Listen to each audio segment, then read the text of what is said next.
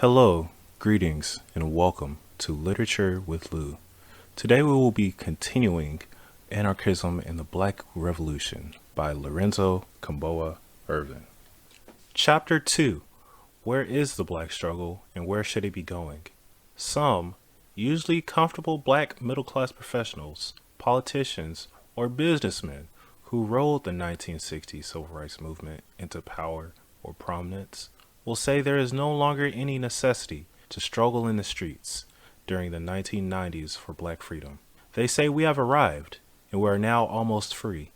They say our only struggle now is to integrate the money or to win wealth for themselves and members of their social class, even though they give lip service to empowering the poor. Look, they say we can vote, our black faces are all over TV in commercials and situation comedies. There are hundreds of black millionaires, and we have political representatives in the halls of Congress and state houses all over the land.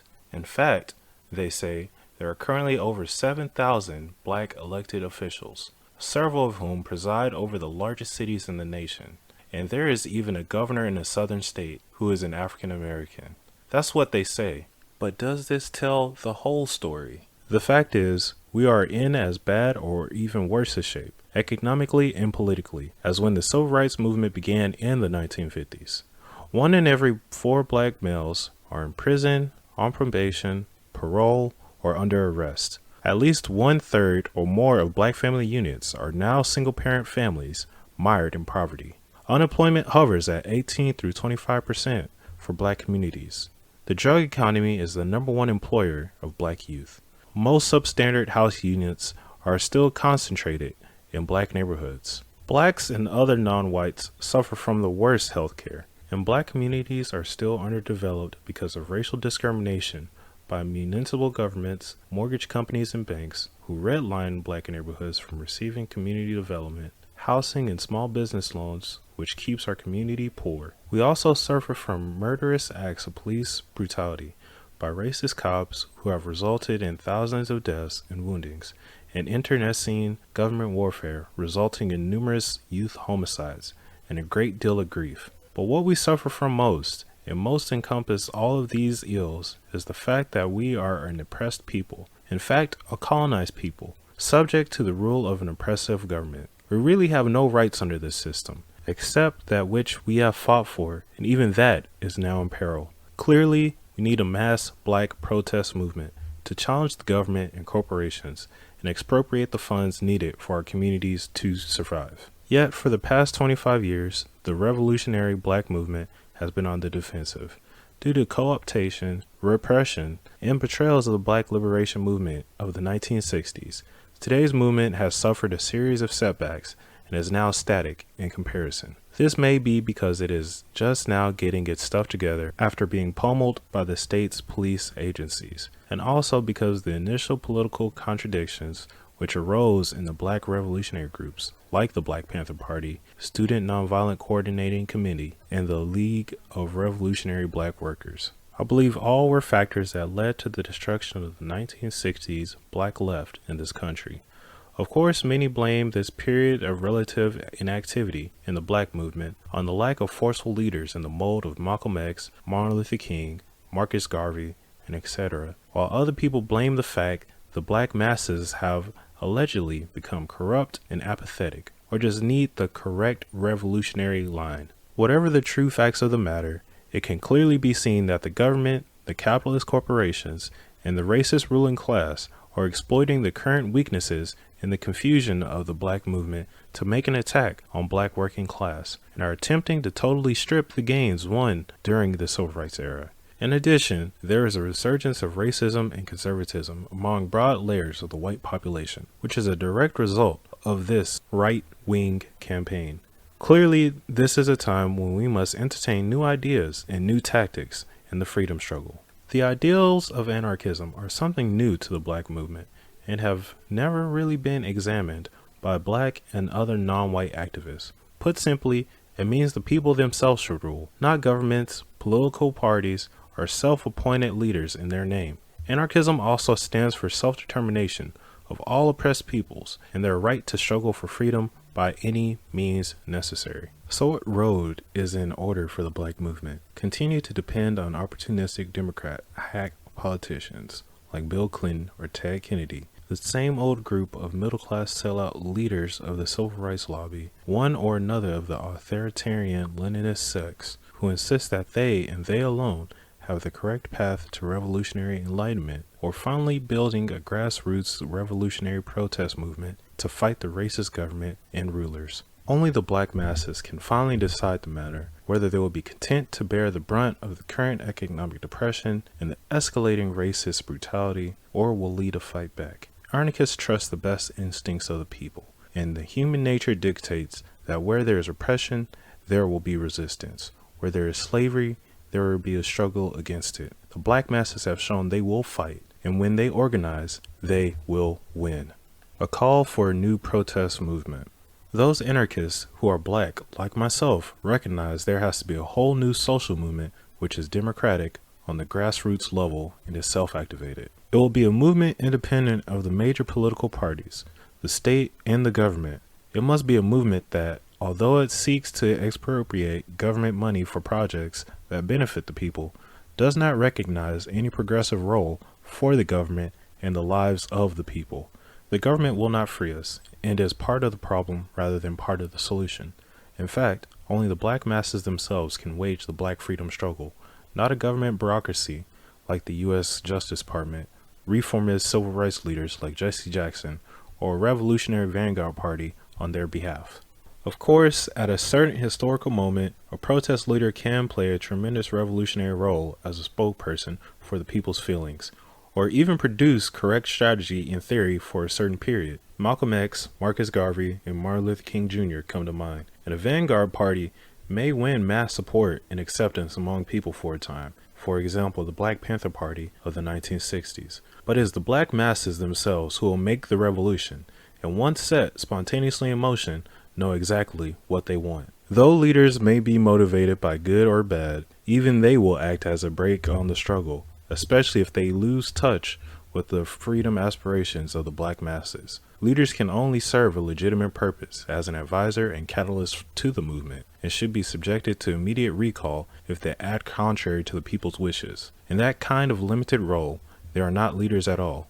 They are community organizers. The dependence of the Black movement on leaders and leadership, especially the Black bourgeoisie, has led us into the political dead end. We are expected to wait and suffer quietly until the next messianic leader asserts themselves as they were divinely missioned, as of some claim to be. What is even more harmful is that many Black people have adopted a slavish psychology of obeying and serving our leaders without considering what they themselves are capable of doing. Thus, rather than trying to analyze the current situation and carrying on Brother Malcolm's work in the community, they preferred to bemoan the brutal tactics for year after year of how he was taken away from us. Some mistakenly refer to this as a leadership vacuum. The fact is, there has not been much movement in the Black revolutionary movement since his assassination, and the virtual destruction of groups like the Black Panther Party. We have been stagnated by middle-class reformism and misunderstanding. We need to come up with new ideas and revolutionary formations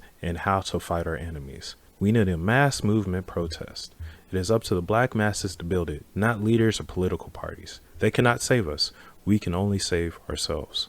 What form will this movement take? If there is one thing learned by anarchist revolutionary organizers in the 1960s, is you don't organize a mass movement or social revolution just by creating one central organization, such as a vanguard political party or a labor union. Even though anarchists believe in revolutionary organization, it is a means to an end instead of the ends itself. In other words, the anarchist groups are not formed with the intention of being permanent organizations to seize power after a revolutionary struggle, but rather to be groups which act as a catalyst for revolutionary struggles, which try to take the people's rebellions, like the 1992's revolt, to a higher level of resistance. Two features of a new mass movement must be the intention of creating dual power institutions to challenge the state, along with the ability to have a grassroots, autonomous movement that can take advantage of pre-revolutionary situation to go all the way. Dual power means that you organize a number of collectives and communes in cities and towns all over North America, which are, in fact,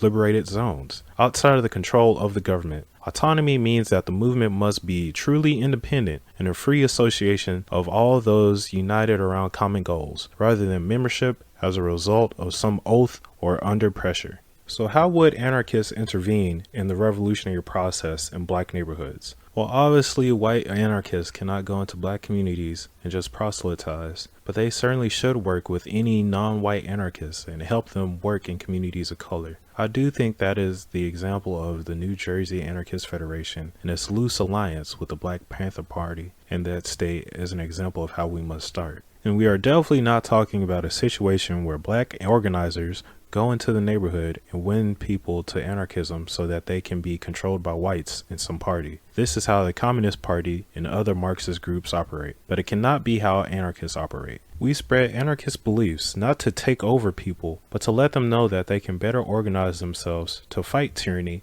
and obtain freedom. We want to work with them as fellow human beings and allies who have their own experiences, agendas, and needs. The idea is to get as many movements of people fighting the state as possible, since that is what brings the day of freedom for us all a little closer. There needs to be some revolutionary organization for anarchists to work on the local level, so we will call these local groups Black Resistance Committees. Each one of these committees will be black working class revolutionary collectives in the community to fight for black rights and freedom as part of the social revolution. The committees will have no leader or party boss and would be without any type of hierarchy structure. It would be anti-authority. They exist to do the revolutionary work and thus are not debating societies or a club to elect black politicians to office. They are revolutionary political formations, which will be linked with other such groups all over North America and other parts of the world in a larger movement called a federation. A federation is needed to coordinate the actions of such groups, to let others know what is happening in each area, and to set down widespread strategy and tactics. We will call this one, for want of a better name, the African Revolutionary Federation, or it can be part of a multicultural federation. A federation of the sort I am talking about is a mass membership organization, which will be democratic and made up of all kinds of smaller groups and individuals. But this is not a government nor representative system I am talking about. There would be no permanent positions of power, and even the facilitators of internal programs would be subject to immediate recall or have a regular rotation of duties. When a federation is no longer needed, it can be disbanded. Try that with the Communist Party or one of the major capitalist parties in North America. If we are to build a new black revolutionary protest movement, we must ask ourselves, how can we hurt this capitalist system, and how we hurt it in the past when we have led social movements against some aspect of our oppression? Boycotts, mass demonstration, rent strikes, picketing, work strikes, sit-ins, and other such protests have been used by the black movement at times in its history, along with armed self-defense and open rebellion. Put simply, what we need to do is to take our struggle to a new and higher level. We need to take these tried and true tactics, which have been used primarily on the local level up to this point, and utilize them on the national level, and then couple them with as of yet untried tactics for a strategy attack on the major capitalist corporations and government apparatus. We shall discuss a few of them. A black tax boycott. Black people should refuse to pay any taxes to the racist government, including federal income, estate, and state taxes, while being subjected to exploitation and brutality. The rich and the corporations pay virtually no taxes. It is the poor and the workers who bear the brunt of the taxation, yet they receive nothing in return. There are still huge unemployment levels in the black community. The unemployment and welfare benefits are paltry. The schools are dilapidated. Public housing is a disgrace, while rent by abstain landlord properties are exorbitant. All these conditions and more are supposedly corrected by government taxation of income, goods, and services. Wrong. It goes to the Pentagon, defense contractors, and greedy consultants who, like vultures, prey on businesses with the government. The Black Liberation Movement should establish a mass tax resistance movement to lead a black tax boycott as a means of protest and also as a method to create a fund to finance black community projects and organizations. Why should we continue to voluntarily support our own slavery? A black tax boycott is just another means of struggle that the black movement should examine and adopt, which is similar to the peace movement's war tax resistance. Blacks should be exempt from all taxation on personal property, income taxes, stocks, and bonds, the latter of which would be a new type of community development issuance. Tax the rich, a national rent strike, and urban squatting. Hand in glove with the tax boycott should be a refusal to pay rent for dilapidated housing. These rent boycotts have been used to great effect to fight back against rent gouging by landlords. At one time, they were so effective in Harlem that they caused the creation of rent control legislation, preventing evictions, unjustified price increases, and requiring reasonable upkeep by the owners and the property management company. A mass movement can bring a rent strike to areas such as in the southeast and southwest where poor people are being ripped off by the greedy landlords but are not familiar with such tactics. Unfair laws now on the books, so-called landlord-tenant, where the only right the tenant has is to pay the rent or be evicted, should be liberalized or overturned entirely. These laws only help the slumlords stay in business and keep exploiting the poor and working class. They account for mass evictions, which in turn account for homelessness. We should fight to roll back rents, prevent mass evictions, and house the poor and the homeless in decent, affordable places. Besides the refusal to pay the slumlords and the exploitive banks and property management companies, there should be a campaign of urban squatting to just take over the housing and have the tenants run it democratically as a housing collective. Then that money, which would have gone toward rent, now can go into repairing the dwelling of the tenants. The homeless, poor persons needing affordable housing, and others who badly need housing should just take over any abandoned housing owned by an absentee landlord or even a boarded-up housing project. Squatting is an especially good tactic in these times of serious housing shortages and arson for insurance by the slumlords. We should throw the bums out and just take over. Of course, we will probably have to fight the cops and crooked landlords who will try to use strong-arm tactics, but we can do that too. We can win significant victories if we organize a nationwide series of rent strikes and build an independent tenants movement that will self-manage all the facilities, not on behalf of the government with the tricky Kemp plan, but on behalf of themselves.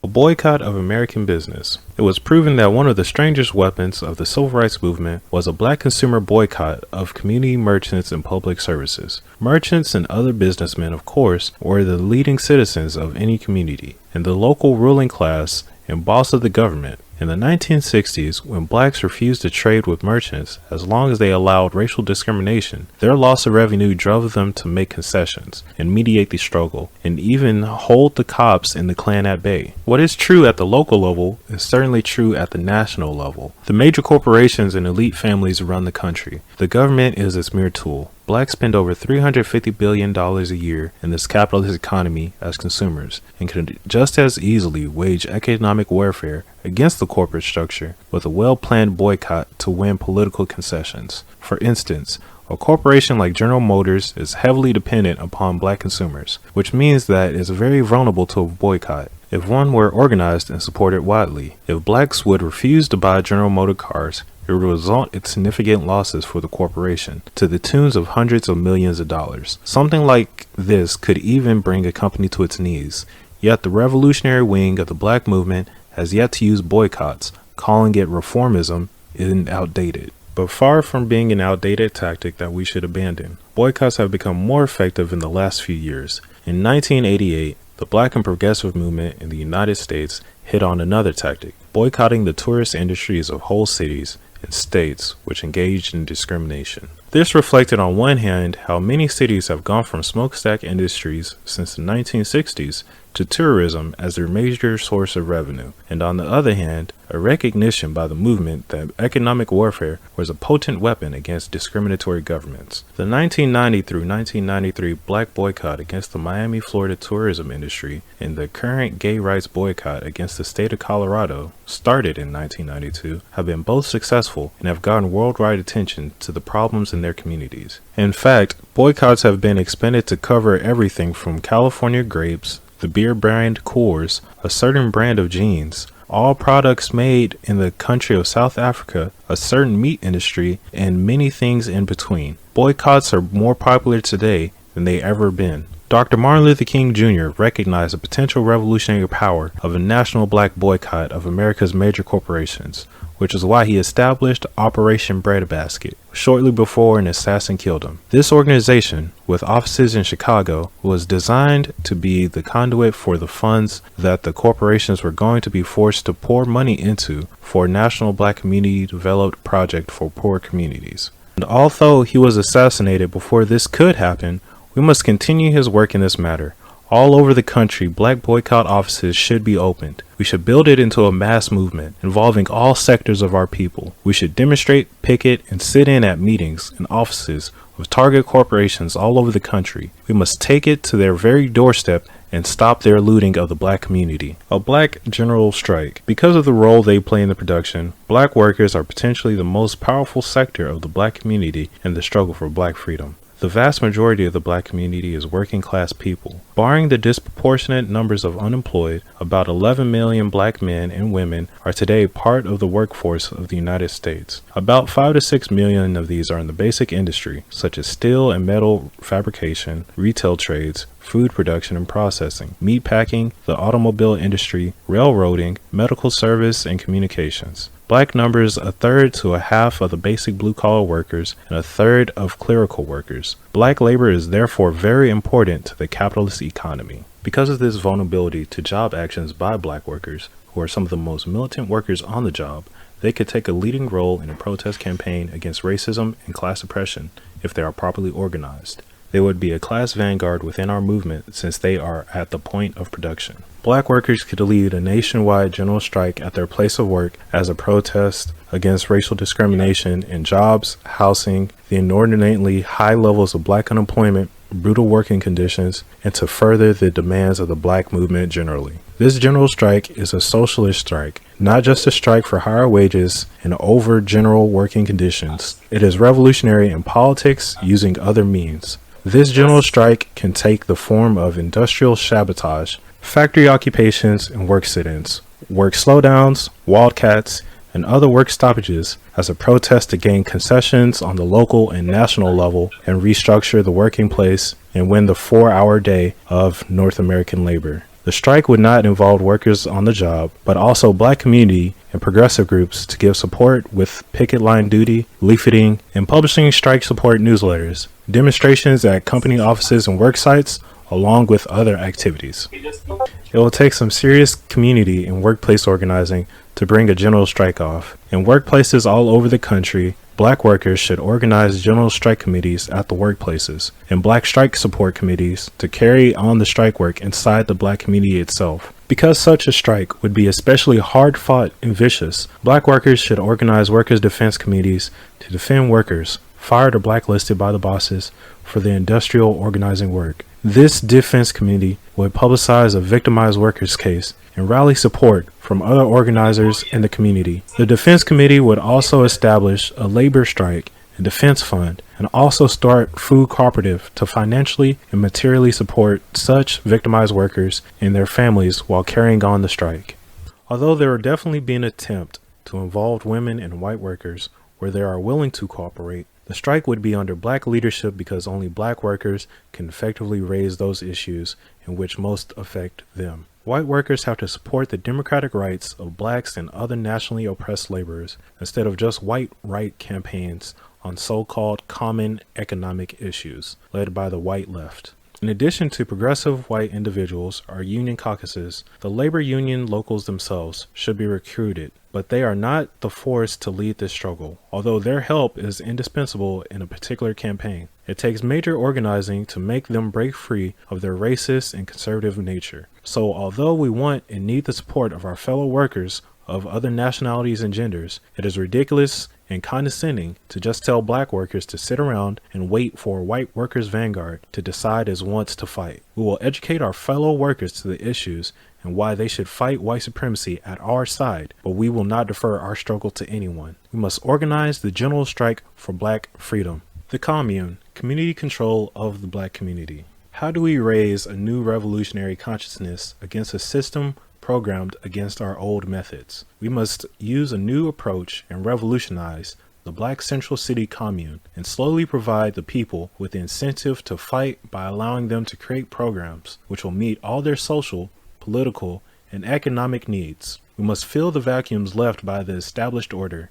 In return, we must teach them the benefits of our revolutionary ideals. We must build a substance economy and a socio-political infrastructure so that we can become an example for all revolutionary people. George Jackson in his book, B. The idea behind a mass commune is to create a dual power structure as a counter to the government under conditions which now exist. In fact, anarchists believe the first step towards self-determination and under the social revolution is black control of the black community. This means that black people must form and unify their own organizations of struggle, take control of existing black communities and all institutions within them, and conduct a consistent fight to overcome every form of economic, political, and cultural servitude in any system of racial and class inequality which is the product of this racist capitalist society. The realization of this aim means that we can build inner city communes which will be centers of black counterpower and social revolutionary culture against the white political power structures in the principal cities of the United States.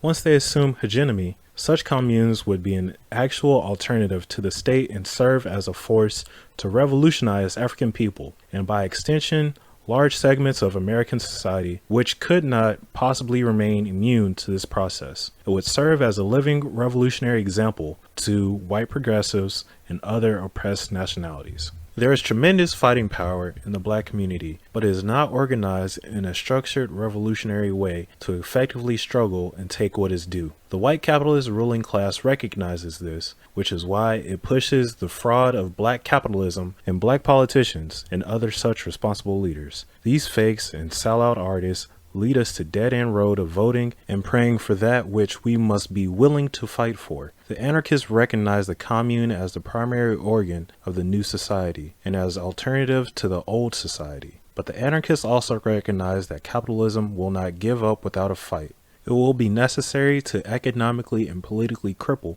capitalist America. One thing for sure, we should not continue to passively allow this system to exploit and oppress us. The commune is a staging ground for black revolutionary struggle. For instance, black people should refuse to pay taxes to the racist government, should boycott the capitalist corporations, should lead a black general strike all over the country, and should engage in insurrection to drive the police out and win a liberated zone. This would be a powerful method to obtain submission to demands of the movement and weaken the power of the state. We can even force the government to make money available for community development as a concession, instead of as a payout to buy out the struggle as happened in the 1960s and thereafter. If we put a gun to a banker's head and say, you know you've got the money, now give it up, he would have to surrender. Now the question is, if we did the same thing to the government using direct action means with an insurrectionary mass movement, would these both be acts of expropriation, or is it just to pacify the community as to why they gave us the money? One thing for sure,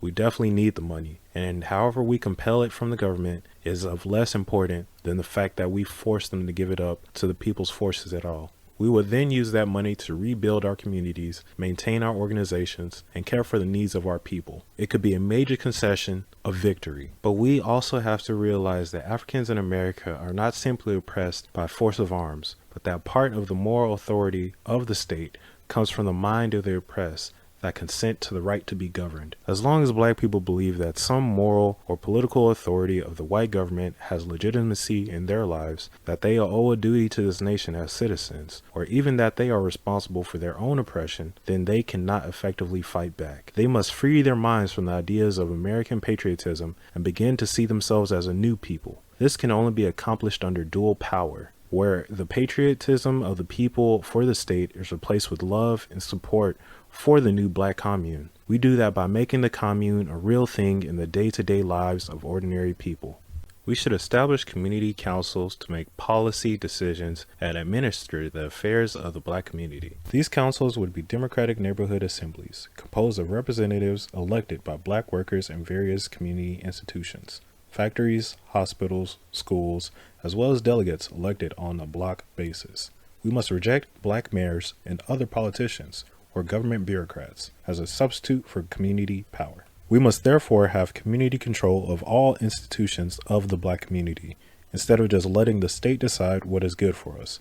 Not just jobs and housing, but also full control over schools, hospitals, welfare centers, libraries, etc., must be turned over to that community because only the residents of a community have a true understanding of its needs and desires.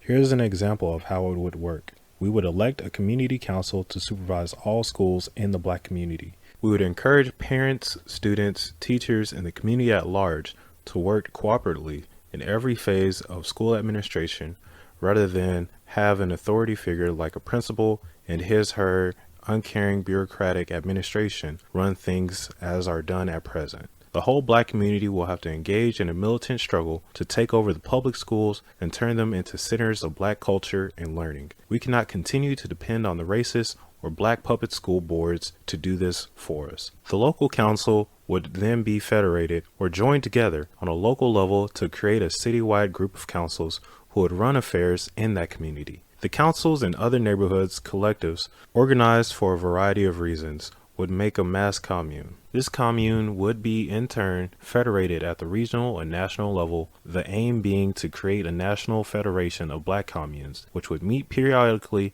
in one or a number of mass assembly meetings. This federation would be composed of elected or appointed delegates representing the local commune or council, such that a national federal of communes would allow community councils from all over North America to work out common policies and speak with one voice on all matters affecting their communities or regions. It would thus have far more power than any single community council could. However, to prevent this national federation from bureaucratic usurpation of power of political factions or opportunistic leaders, elections should be held regularly and delegates would be subject to recall at any time for misconduct, so that they remained under the control of local communities they represent. The Black community councils are really a type of grassroots movement made up of all the social formations of our people, the block and neighborhood communities, labor and student youth groups, even the church to a limited degree, social activist groups, and others to unite the various protest actions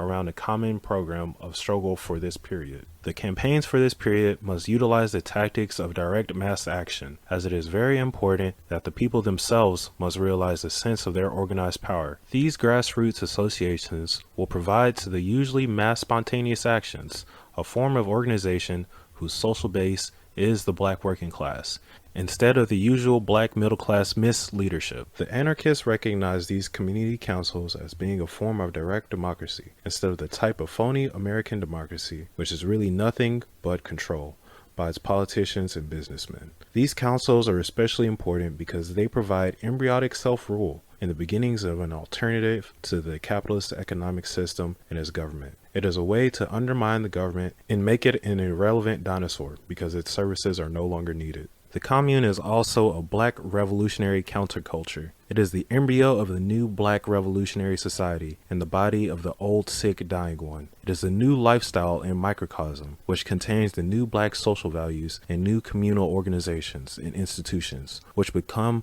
the socio-political infrastructure of the free society. Our objective is to teach new Black social values of unity and struggle against the negative effects of white capitalist society and culture. To do that, we must build the commune into Black consciousness movement and build race, pride, and respect, race and social awareness, and to struggle against the capitalist slave masters. This Black communalism would be both a repository of Black culture and ideology. We need to change both our lives and our lifestyles in order to deal with the many interpersonal contradictions that exist in our community.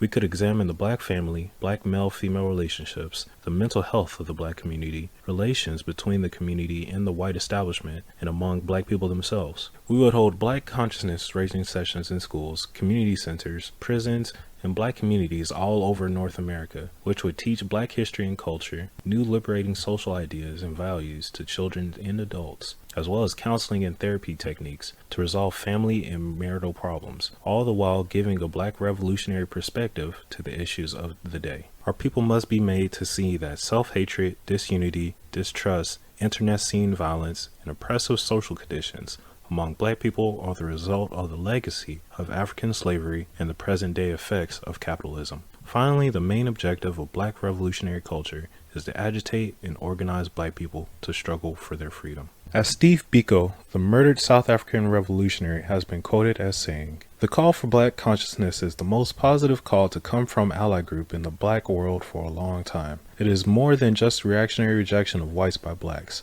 At the heart of this kind of thinking is the realization by black people that the most potent weapon in the hands of the oppressor is the mind of the oppressed. Once the latter has been so effectively manipulated and controlled by the oppressor as to make the oppressed believe that he is a liability to the white man, then there is nothing the oppressed can do that will really scare the powerful masters. The philosophy of black consciousness therefore expresses group pride in the determination by blacks to rise up and attain the envisaged self." By the envisaged self, Biko refers to the black self, a liberated psyche. It is that which we want to rescue with such a black consciousness movement here in America.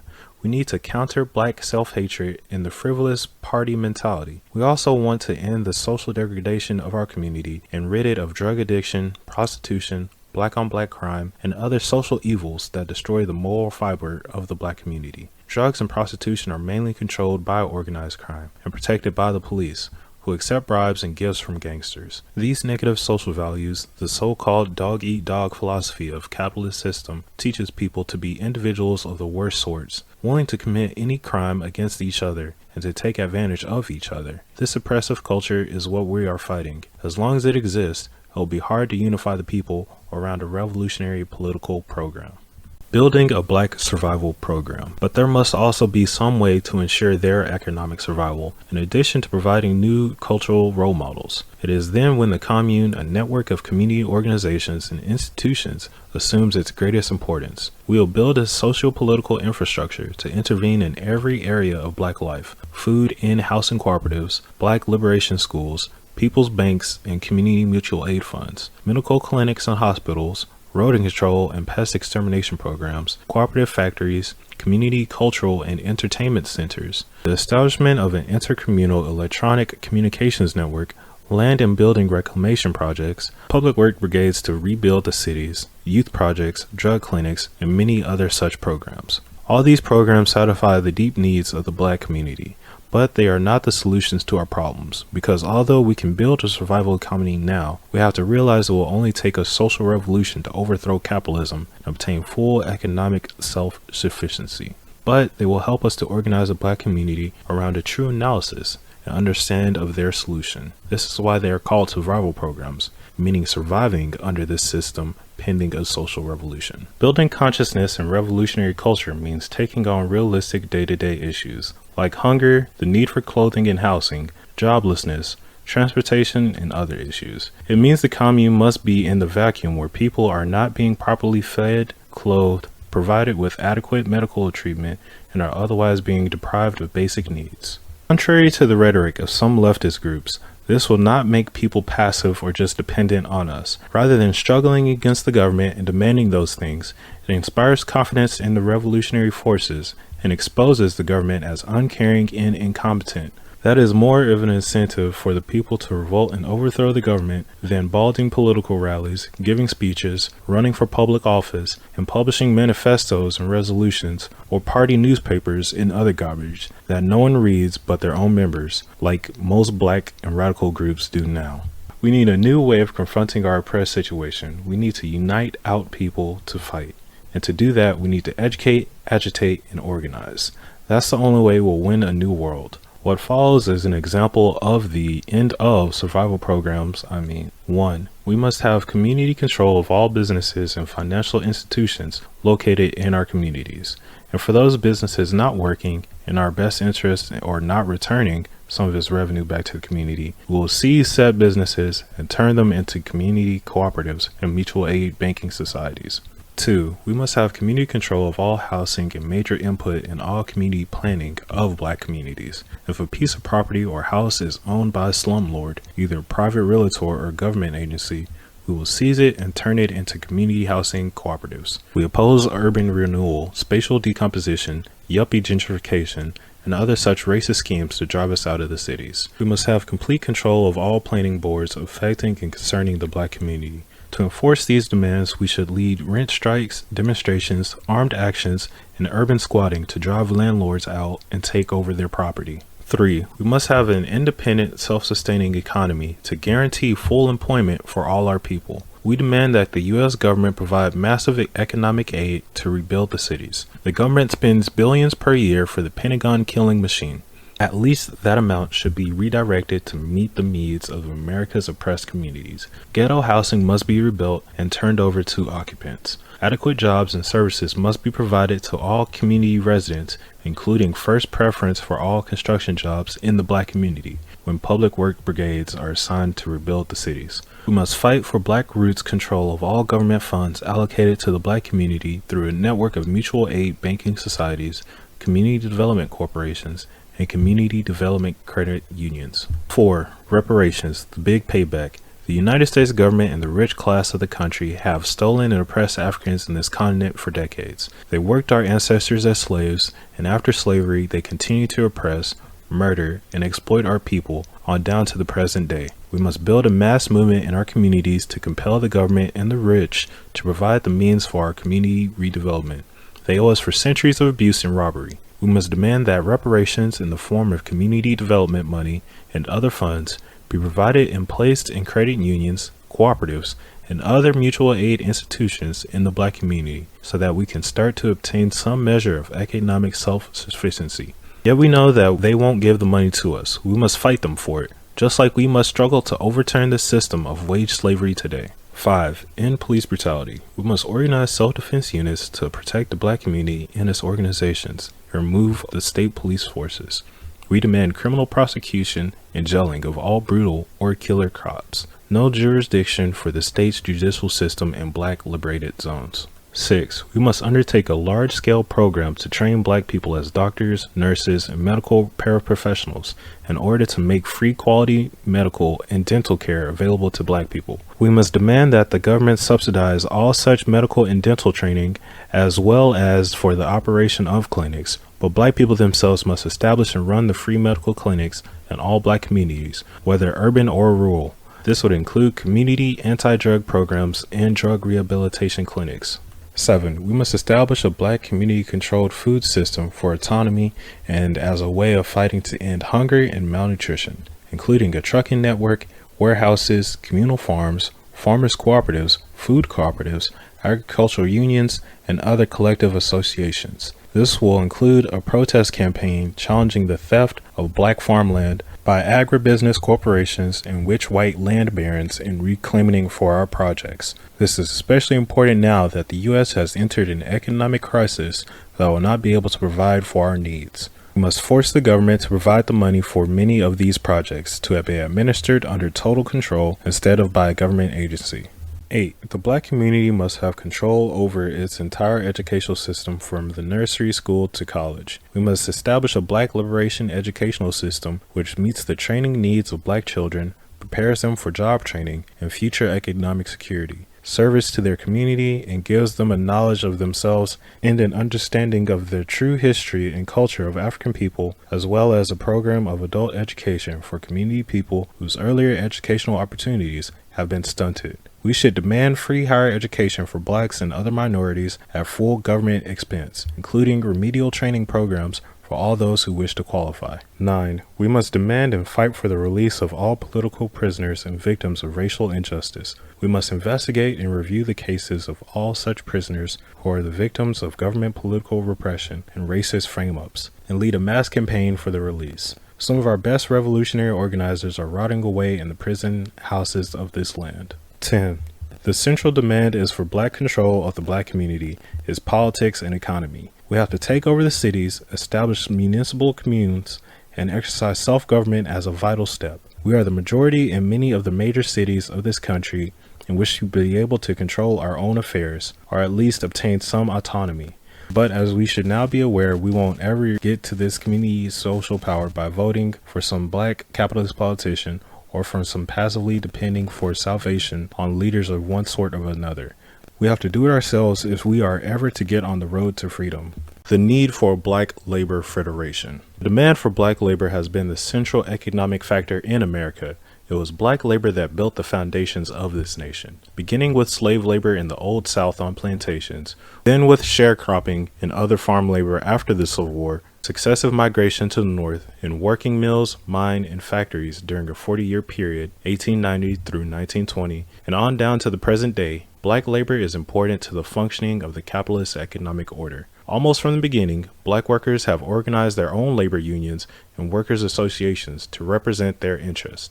The National Colored Labor Union in 1869, the National Colored Farmers Alliance in the same year, the Brotherhood of Sleeping Car Porters in the 1940s, the League of Black Revolutionary Workers in the 1960s, the United Construction Workers Association, and the Black and Puerto Rican Coalition of Construction Workers in the 1970s, and on down to the present day with such unions or associations as the Black Workers for Justice and the Coalition for Black Trade Unionists. Some of these were unions, some of these were just associations of black workers in existing unions. In addition to black organized or led labor federations in the 1870s, there were 90,600 black workers in the Knights of Labor in the 1880s, and at least 100,000 in the Industrial Workers of the World in the 1900s. In fact, the trade unions would not even exist today if it were not for the assistance and support of the black worker. Trade unionism was born as an effective national movement amid the great convulsions of the Civil War and the fight to end slavery. Yet black workers were routinely excluded from unions like the American Federation of Labor. Only militant associations like the Knights, IWW, and the anarchist-initiated International Working People's Association would accept their membership at all. This continued for many years until the founding of the Congress of Industrial Organizations, which began its campaign of strikes, sit-downs, and other protest actions to organize the unskilled industrial workers. Black labor was pivotal in these battles, yet has never fully reaped the benefits. In fact, the labor bosses betrayed them when the Congress of Industrial Organizations was beaten down in the 1950s. You would think that American labor movement would see it as criminal or racist to ignore these fellow workers today in that fashion. But even now, there is no labor organization in the U.S. which gives full representation and equal treatment to black workers. The fact is that even with some black labor officials in office, black workers receive far fewer union benefits than white workers and are trapped in the most low-paid, tedious, and dangerous jobs, even though they made substantial economic gains during the 1960s. The majority of the black masses are in the working class. Because of the role they play in production, black industrial and clerical workers are potentially the most powerful sector of the black community in the struggle for black liberation. As the victims of inequality in the economy, black workers have already begun to organize their interests and protect their rights on the job, even if the union is conservative and won't fight the boss. They have formed union caucuses and even independent labor unions where necessary. Of course, the unity of black and white workers is indispensable to combat and overthrow capitalism. But where white workers are now privileged and black workers are penalized, black unity and struggle must proceed and prepare the ground for any black-white unity on a broad scale. Black caucuses in the unions can fight against discrimination in hiring, firing, and upgrading, and for equality of treatment in the unions. Now, while white workers still have yet to widely support democratic rights for black and other oppressed nationalities, black caucuses are important. Where they are part of organized labor, they should strive to democratize the unions, regenerate their fighting spirits, and eliminate white job trust practices. These black caucuses in the union should demand 1. The rank-and-file democratic control of the union. 2. Equal rights and treatments for all unionists. Eliminate all racist practices in the labor movement. 3. Affirmative action programs to redress past racist employment practices, end racial discrimination based on seniority and other ploys. 4. Full employment for all blacks, women, and other non-white workers. 5. A 20 to 30-hour work week with no reduction in pay. 6. The right to strike, including wildcat strikes, without union sanction. 7. Speedier and fair grievance procedures. 8. An escalator clause in all union contracts to ensure automatic wage adjustments to keep up with the rising cost of living. 9. Full payment of Social Security by employer and the government. Full unemployment compensation at 100 of base pay. 10. Minimum wages at union scale. 11. Prevent runaway shops, phony bankruptcy, or strategic plant shutdowns by companies without notice to union or to gain advantage in contract negotiations. 12. A public works program to rebuild the black and other inner-city communities and to provide work for black workers. 13. Workers' self-management of industry by factory committees and workers' councils, elected by the workers themselves. In addition to the union caucuses, black working people need a National Black Workers Association, which would be both a revolutionary union movement to do workplace organizing, but also would be a mass social movement for community organizing. Such a movement would combine the organizing tactics to both the labor and black liberation movements. It is not designed to drive blacks out of those unions where they are already organized, but would rather serve as a tool to multiply their numbers and strength and turn their unions into militant class struggle instruments. The League of Revolutionary Black Workers, which organized black auto workers during the late 1900s, provides an example of the type of organization needed. The League, which grew out its major affiliate, the Dodge Revolutionary Movement, was undoubtedly the most militant black labor movement in American history. It was a black labor federation which existed as an organized alternative to the United Auto Workers and was the inevitable step to taking the black liberation struggle to the industrial shop floor, the point of production and capitalism's most vulnerable area. The League had wisely decided to organize in the Detroit automobile production industry. This was an industry where its workers were an important part of the workforce and also in the Detroit black community, where the League united the struggle in the factories with that of the black struggle as a whole. It quickly became a major force in the workplace and in the streets, as many of its cadres organized on college campuses and in the black inner city areas. It had the potential to become a mass nationwide black working class movement, but this potential was stifled through political faction fights among the leadership, lack of a solid organized base in the factories, company UAW and state repression, organized racism, and a lack of cooperation among white workers and other such reasons. Eventually, the League split up into mutually hostile factions and died after less than 5 years of existence.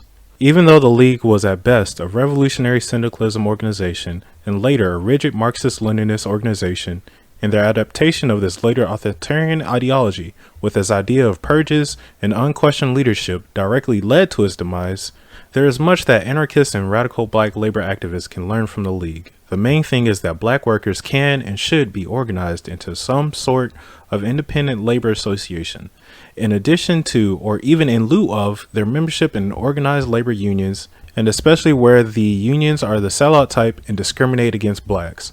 Also, it is much easier for black workers to organize other black workers in their community in support of strikes and workplace organizing. That is precisely why we need to establish a group like the League today, but as an anarcho-syndicalist organization, so as to avoid the past pitfalls and ideological squabbles of Marxist-Leninism. Simply stated, what would be the program of a newly formed National Federation of Black Workers? 1. For class struggle against the bosses. 2. To organize the unorganized black workers ignored by the trade unions.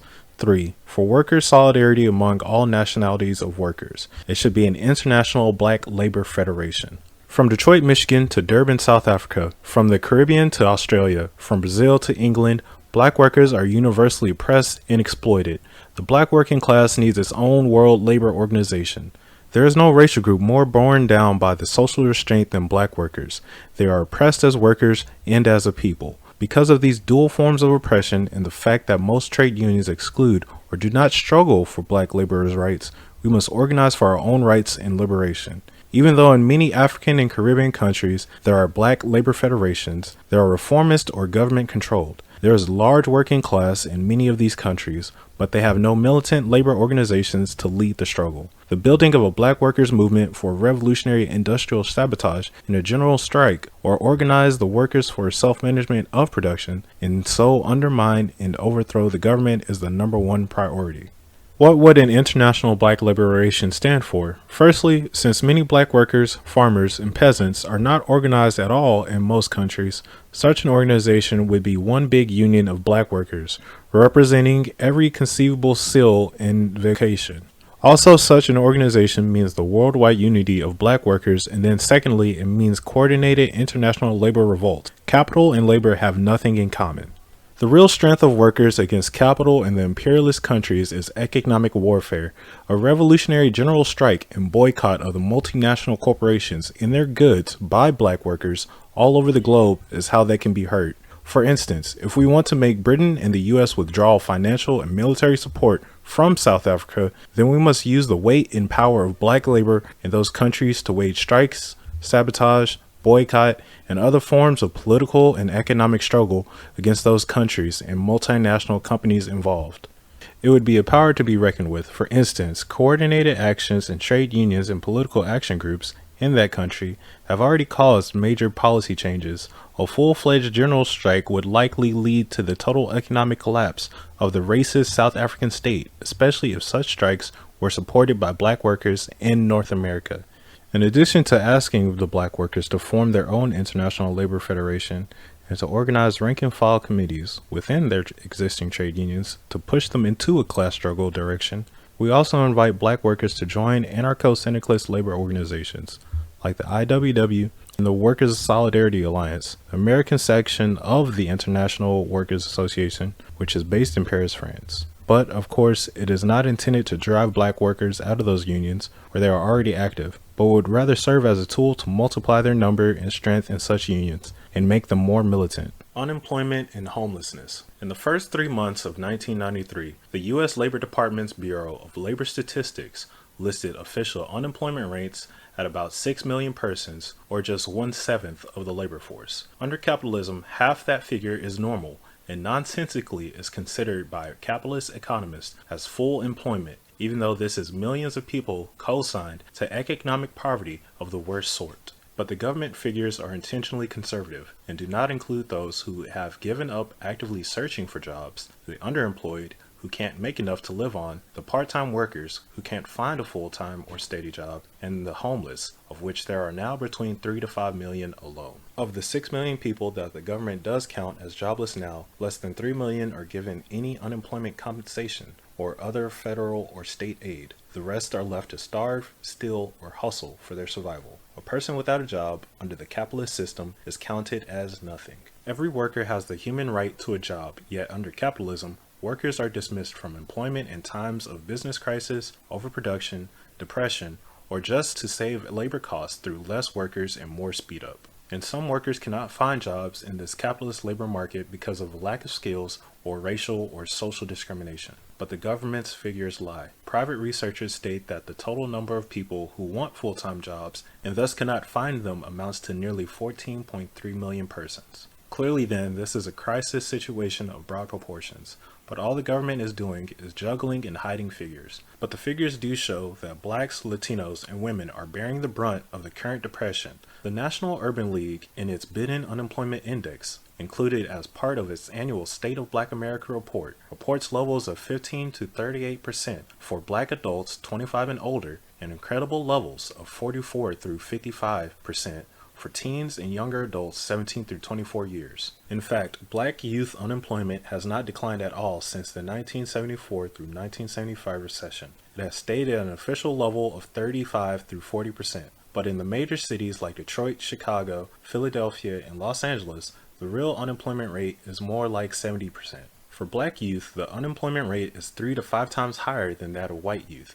Capitalism is making economic exiles of black people as a whole. The fact is that unemployment is concentrated in the black and Hispanic communities and is greatly responsible for the most destructive tendencies in human relations in deteriorating neighborhoods.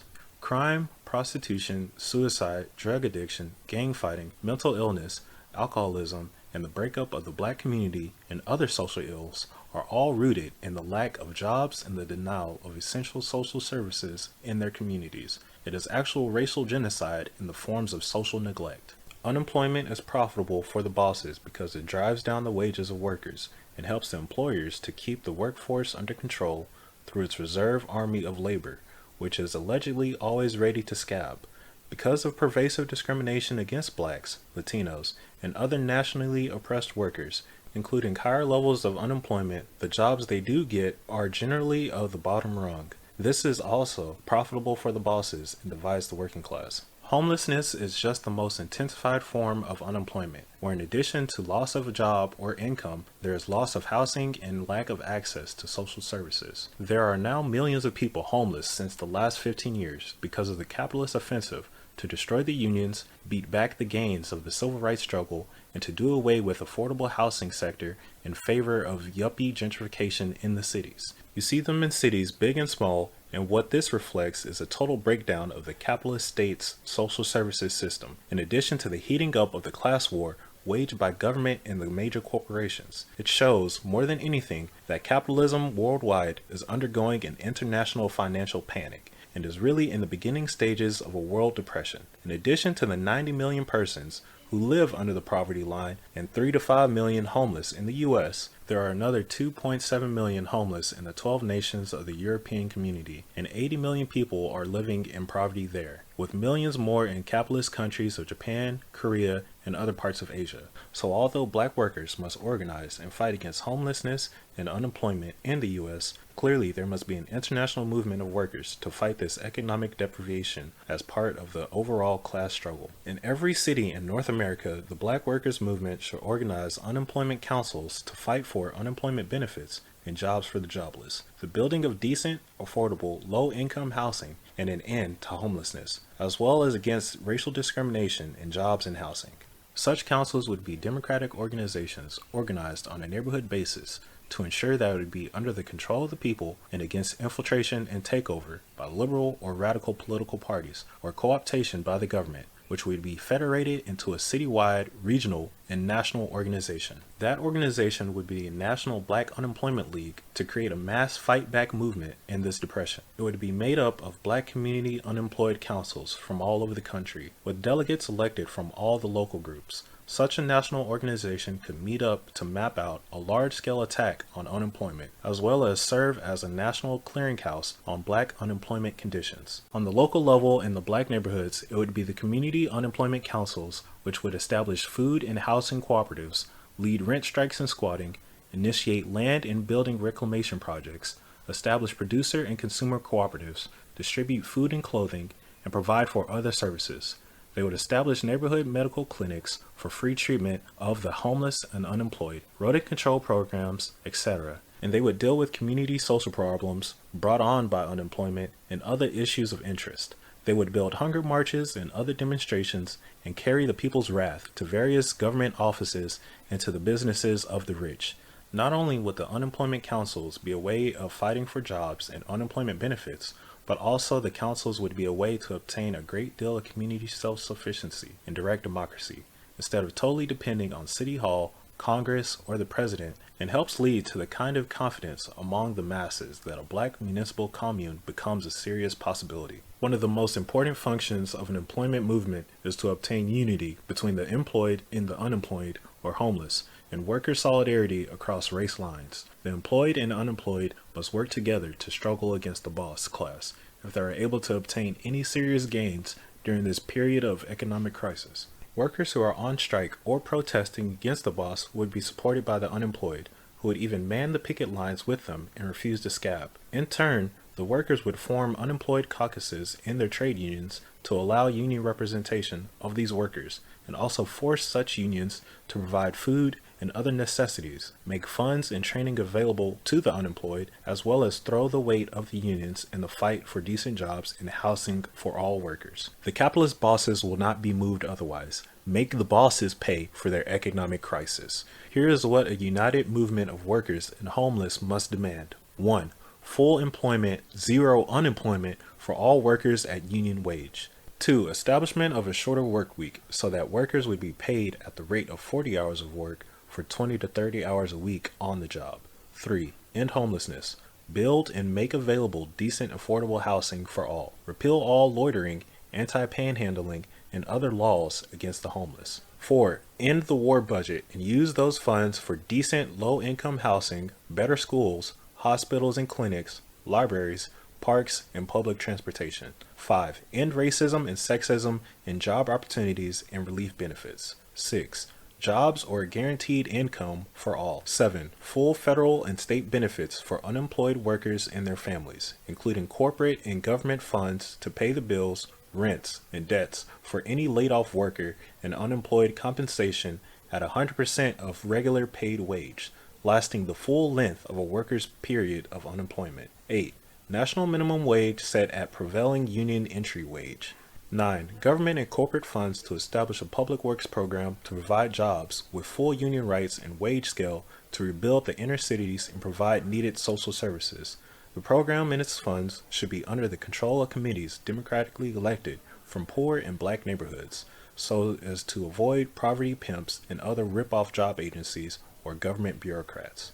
10. Free all persons in prison for crimes of economic survival. These, and the demands previously mentioned, are merely a survival program and agenda for unemployed workers. The real answer is social revolution, the elimination of capitalism, and workers' self-management of the economy and society. This is a vital first step. However, then there would be no unemployment or social need for wage labor in an anarchist communist society. Crimes against the people. It is the rich who decide what is or is not a crime. It is not a neutral designation. The laws are written to protect the rich and those who act as agents of the state, but most personal crimes are not committed against the rich. They are usually inaccessible. It is poor and working class black people who are the major victims of violent crime. The black female is the primary victim of rape and abuse by the black male in this country. The black male himself is the leading homicide victim in the U.S. by another black man like himself. And sadly, our children are among the leading victims of child abuse, many times by his or her own parents. We do not like to think of these things in the black community, but we are battering and killing ourselves at an alarming rate. This is not to deny that the capitalist social system has created frustrating, degrading conditions of life that contribute to this brutality and fratricide, but we would be lax in our humane and revolutionary duty if we did not try to correct this problem on the short term and also make black people assume responsibility for our actions. I'm not talking some black conservative or law and order garbage here, but rather recognition of fact that we have a problem. We have an external and an internal crisis situation facing us in our community. The external crisis is racism and colonialism, which works to systematically oppress us and is responsible for whatever internal crisis there is. The internal crisis is a result of an environment where drugs and violence, both social and physical, are rampant, and life is sometimes considered cheap. Black on black crimes and internal violence are destroying our community. It is undoubtedly self-hatred and the desperate economic and social conditions we live under which makes us prey on each other. Drugs, frustrated rage, prostitution, and other vices are symptoms of oppression. We kill, beat, rape, and brutalize each other because we are in pain ourselves. Thus we are acting out antisocial roles defined for us by someone else, not ourselves.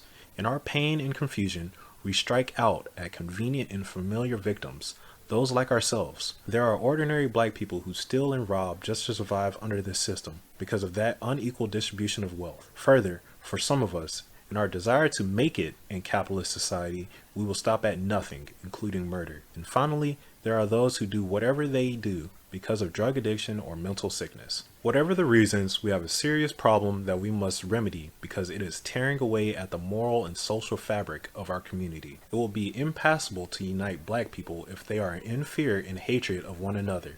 It is also obvious that the police and government rectify this problem and that only the black community can do so. The courts and prison prevent this situation from recurring. Therefore, what can we do? It is the community, through its own organizations of concern, which will have to deal with this problem.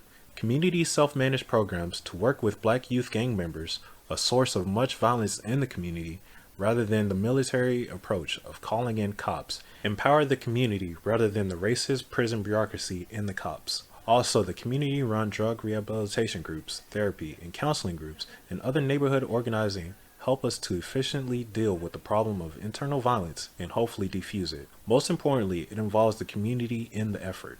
But we cannot totally depend upon counseling or rehabilitation techniques, especially where there is an immediate threat of violence or where it has occurred. So, to ensure peace and public security, a black community guard service would be organized for this purpose, as well as to protect against the white power structure. This security force would be elected by local residents and would work with the help of people in neighborhoods. This is the only way it would work. It would not be an auxiliary of the current colonial occupation army in our community and would not threaten or intimidate the community with violence against our youth, nor would such a community guard protect vice and organized crime. This community guard would only represent the community that elected it, instead of City Hall. Similar such units would be organized all over the city on a block-by-block basis. Yet the anarchists go further and say that after a municipal commune is set up, the existing courts must be replaced by voluntary community tribunals of arbitration, and in cases of grave crimes connected with murder or offenses against liberty and equality, a special communal court of a non-permanent nature would be set up. Anarchists believe that antisocial crime, meaning anything that oppresses, robs, or does violence to the working class, must be vigorously opposed. We cannot wait until after the revolution to oppose such dangerous enemies of the people. But since such antisocial crimes are a direct expression of capitalism, there would be a real attempt to socialize, politically educate, and rehabilitate offenders, not by throwing them into white capitalist prisons to suffer like animals and where, because of their torture and humiliation, they will declare war on all society, but by involving them in the life of the community and giving them social and vocational training. Since all the criminology experts agree that crime is a social problem, and since we know that 88% of all crimes are against property and are committed in order to survive in an economically unjust society, we must recognize that only full employment, equal economic opportunity, decent housing, and other aspects of social justice will ensure an end to crime. In short, we must have radical social change to eradicate the social conditions that cause crime. An unequal, unfair society like capitalism creates its own criminal class. The real thieves and murderers, businessmen and politicians are protected under today's legal system, while the poor are punished. This is class justice, and this is what social revolution would abolish. But understandably, many persons want to end the rape, murder, and violence in our communities today and end up strengthening the hands of the state and its police agents. They will not get rid of crime, but the cops will military patrol our communities and further turn us against one another. We must stay away from that trap. Frustrated and confused, black people may attack one another, but instead of condemning them to a slow death in prison or shooting them down in the streets for revenge, we must deal with the underlying social causes behind the act. Anarchists should begin to have community forums on the cause and manifestations of crime in the black community. We have to seriously examine the social institutions, family, schools, prisons, jobs, etc., that cause us to fuss, fight, rob, and kill each other, rather than the enemy who is causing all our misery. While we should mobilize to restrain offenders, we must begin to realize that only the community will effectively deal with the matter, not the racist capitalist system with its repressive police, courts, and prisons. Only we have the psychology and understanding to deal with it. Now we must develop the will. No one else cares. Instead of eye for eye punishment, there should be restitution to the victims, their families, or society. No revenge, such as the death penalty, will bring a murder victim back, nor will long-term imprisonment serve either justice or the protection of society. After all, prisons are only human trash cans for those that society has discarded as worthless. No sane and just society would adopt such a course. Society makes criminals and must be responsible for their treatment. White capitalist society is itself a crime and is the greatest teacher of corruption and violence. In an anarchist society, prisons would be done away with, along with courts and police, except for the exceptions I have alluded to, and will be replaced with community-run programs and centers interested solely in human regeneration and social training, rather than custodial supervision and an inhuman lockup. The fact is that if a person is so violent or dangerous, he is probably mentally warped or has some physical defect anyway, which causes him to commit violent acts after social justice has been won. If such people are mentally defective, then they should be placed in a mental health facility rather than a prison. Human rights should never be stripped, and he should not be punished. Schools, hospitals, doctors, and above all, social equality, public welfare, and liberty might prove the safest means to get rid of crimes and criminals altogether. If a special category such as criminal or enemy is created, then these persons may forever feel an outcast and never change. Even if he or she is a class enemy, they should retain all civil and human rights in society, even though they, of course, would be restrained if they led a counter-revolution. The difference is that we want to defeat them ideologically, not militarily or co-signing them to a so-called re-education camp, or to be shot like the Bolsheviks did when assuming power in Russia in 1917. There are two major reasons why activists in the black community, like us, move to change society. Its values and conditions must immediately take a serious look and act to change the political debate around crime, prisons, and the so-called criminal justice system. Those two reasons hit right home. One is because during any given year, 1 out of 4 black men in this country is in prison, in jail on parole, or probation, compared to just 1 out of every 15 white men. In fact, blacks make up 50 to 85% of most prison populations around the U.S., making a truism of the radical phraseology that prisons are a concentration camp for the black and poor. It may be your brother, sister, husband, wife, daughter, or son in prison, but I guarantee you we all know someone in prison at this very minute. The other primary reason blacks have a vested interest in crime and penal institutions is because by far, most blacks and other non-whites are in prison for committing offenses against their own community. Prisons are compact duplicates of the black community, and that many of the same negative and destructive elements that are allowed to exist in our community and cause crime, especially drugs, are in prison in a more blatant and concentrated form. To call such places correctional or rehabilitative institutions is a gross misnomer. Death camps are more like it. These prisons do not exist to punish everyone equally, but to protect the existing capitalist system from you and I, the poor and working class. The high rate or recidivism proves, and the so-called authorities all agree that the prison system is a total failure. About 70% of those entering prison are repeat offenders who commit increasingly serious crimes.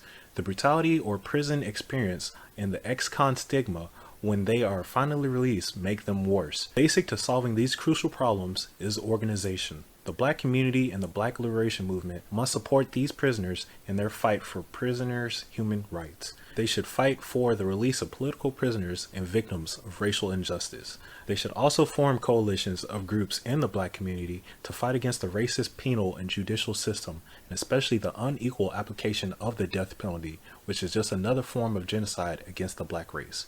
And finally, and maybe most importantly, local community groups must begin programs of re-education with brothers and sisters in prisons, because only through planned, regular, and constant contact can we begin to resolve this problem that so directly touches our lives. Abolish prisons. The drug epidemic, a new form of Black genocide? One of the worst forms of criminality is drug dealing, and it deserves same separate comments all its own. There is a negative drug subculture in the Black community that glorifies, or at least makes acceptable, drug use, even though it is killing us and destroying our community. In fact, every day we read of some junkie in our communities dying over an overdose of drugs, or of some corner drug dealer dying from a shootout over a dispute or tip-off during a drug deal gone sour. The tragedy of the latter is that these days, innocent victims, children or elderly people, have also been gunned down in the crossfire. The drug addict, the new term seems to be crackhead, is another tragic figure. He was a human being just like anyone else, but because of his oppressed social environment, sought drugs to ease the pain or to escape temporarily from the concrete jungles we are forced to live in the urban ghettos of America. With the introduction of crack, a more powerful derivative of cocaine, which made its appearance in the 1980s, even more problems and tragedies of this sort had developed. More addicts, more street gang killings, and more deterioration of our community. In the major urban areas, there have almost always been drug uses. What is new is the depth of geographical penetration of crack to Black communities in all areas of the country. But the spread of crack is just a follow-up to massive government drug peddling that began at the end of the decade of the 1960s. The White House is the rock house, meaning the U.S. political administration is behind the whole drug trade. The U.S. government has actually been smuggling drugs into this country for many years aboard CIA and military planes to use as a chemical warfare weapon against Black America. These drugs were mostly heroin imported from the so-called Golden Triangle of Southeast Asia during the Vietnam War, but with the introduction of crack cocaine, there was no need to import drugs into the country at the same extent as before, because it could be chemically prepared in a mainland lab and then distributed immediately. Crack created a whole new generation of drug clients and customers for the drug dealers. It was cheap and highly addictive. Crack and other drugs are a huge source of profits for the government, and it keeps the Black community passive and politically indifferent. That is the main reason why we cannot depend upon the police force and or the government to stop the drug traffic or help the victims hooked on drugs. They are pushing the drugs to beat us down on the one hand, but the state is also made more powerful because of the phony war on drugs, which allows police state measures in Black and oppressed communities, and because of millions of dollars in government monetary appropriations made of law enforcement agencies who supposedly are putting down the traffic in drugs, but they never go after the bankers or the big business pharmaceutical companies who fund the drug trade, just the street level dealers who are usually poor Blacks. Employment is another reason that drug trafficking is so prevalent in our communities. Poor people will desperately look for anything to make money with, even the very drugs that are destroying our communities. But if people have no jobs or income, drugs look very lucrative and the best way out of the situation. In fact, the drug economy has become the only income in many poor Black communities, and the only thing that some people perceive will lift them out of the lives of desperate poverty. Clearly, decent jobs at a union wage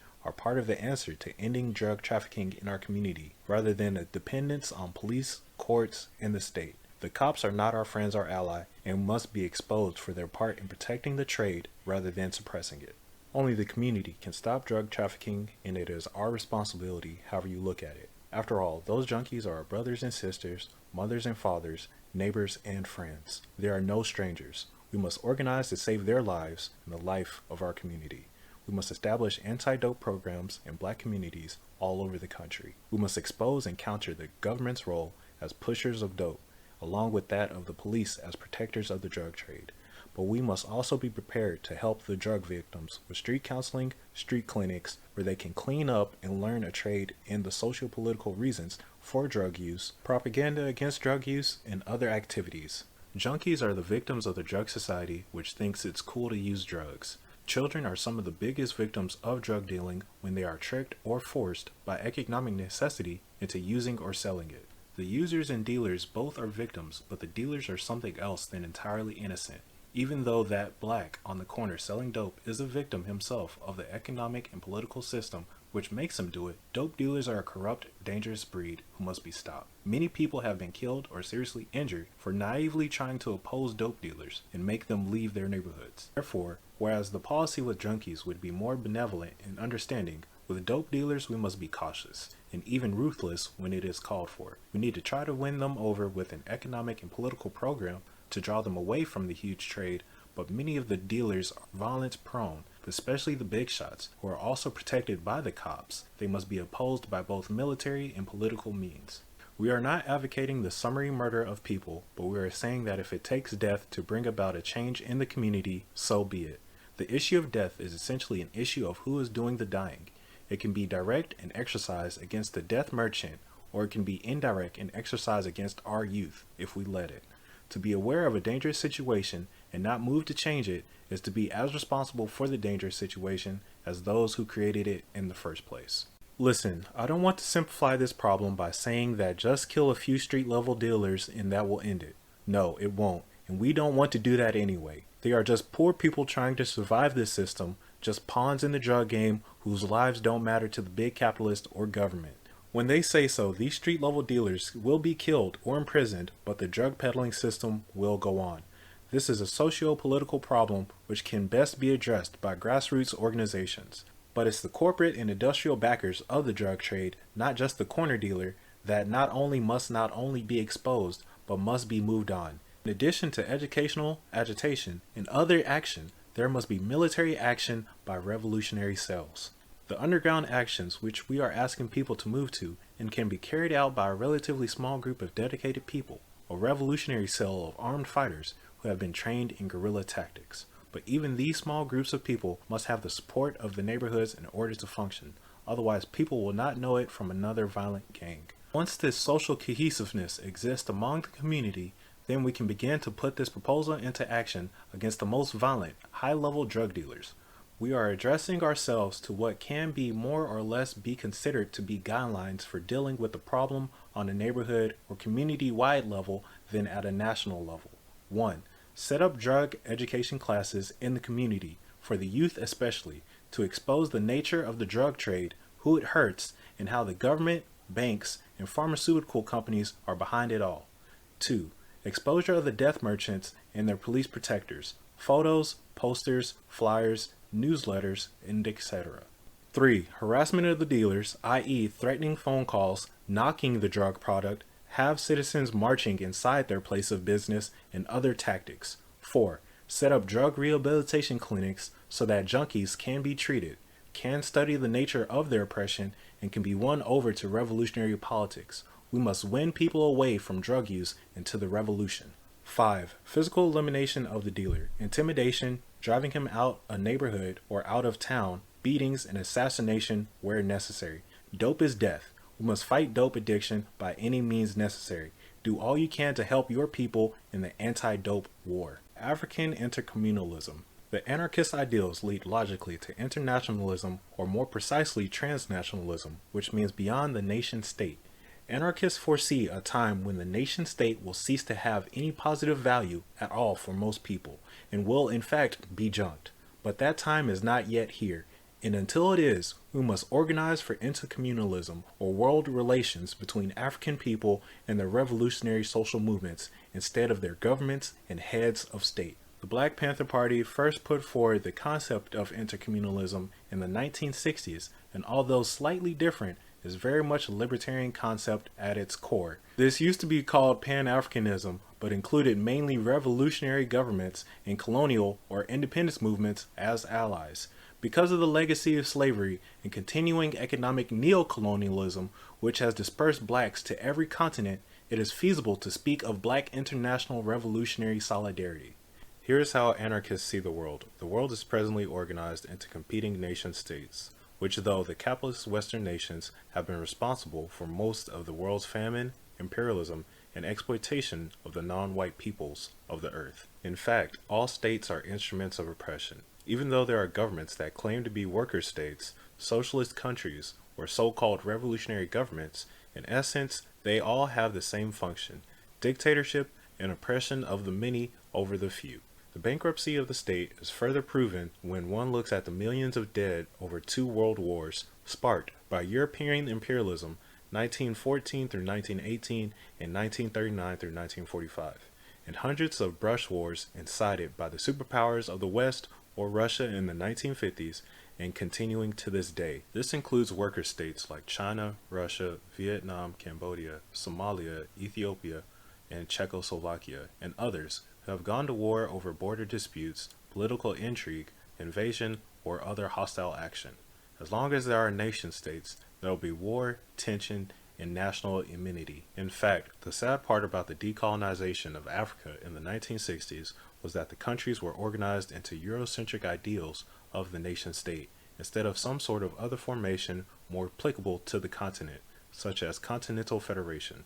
This, of course, was a reflection of the fact that although the Africans were obtaining flag independence and all the trappings of the sovereign European state, they instead were not obtaining freedom. The Europeans still controlled the economies of the African continent, and the nationalist leaders who came to the forefront were, for the most part, the most pliable and conservative possible.